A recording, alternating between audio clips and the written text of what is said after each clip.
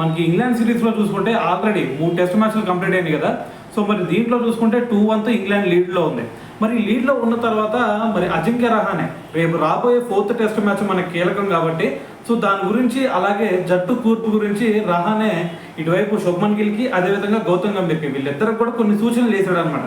అయితే రహానే అంటుంది ఏంటంటే ఇక్కడ ఒక్కసారి మీరు లాస్ట్ మ్యాచెస్లో ఒకసారి చూడండి, అది కూడా మనకి ఇంగ్లాండ్ పిచ్చెస్లో చూసుకుంటే 4th డే 5th డే మన వాళ్ళు బ్యాటింగ్ చేయడం అనేది అక్కడ అటువంటి పిచ్లో చాలా కష్టం. సో దాంతోపాటు మరి బౌలర్స్ ఎక్కువ మంది ఉన్నారనుకోండి. సో లాస్ట్ మ్యాచ్లో కూడా మీకు కనిపించింది అదే, వాళ్ళకల్లే బౌలర్స్ మంచిగా బౌలింగ్ పర్ఫార్మెన్స్ చేశారు కాబట్టి మనం ఫస్ట్ ఇన్నింగ్స్లో అంత లీడ్ సంపాదించలేకపోయాం. దాని తర్వాత చూసుకుంటే చివరిలో వాళ్ళని డామినేట్ చేయలేకపోయాం.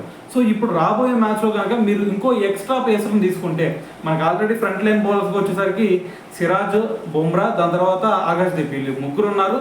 దాని తర్వాత ముగ్గురు చూసుకుంటే మనకి జడేజా, వాషింగ్టన్ సుందర్, నితీష్ కుమార్ రెడ్డి వీళ్ళు ముగ్గురు ఆల్రౌండర్లుగా ఉన్నారు కదా. సో వాళ్ళకు తోడు ఇంకో పేస్ బౌలర్ని కనుక మీరు తీసుకున్నారనుకోండి, సో మరి నెక్స్ట్ రాబోయే మ్యాచ్లో 4th డే 5th డే మనకి కొంచెం బ్యాటింగ్ చేయడానికి అంతగా అనుకూలించదు కాబట్టి బౌలింగ్ అటాక్ మంచిగా ఉంటే మనం ఈ మ్యాచ్ గెలవచ్చు, దాంతోపాటు సిరీస్ కూడా గెలవచ్చు.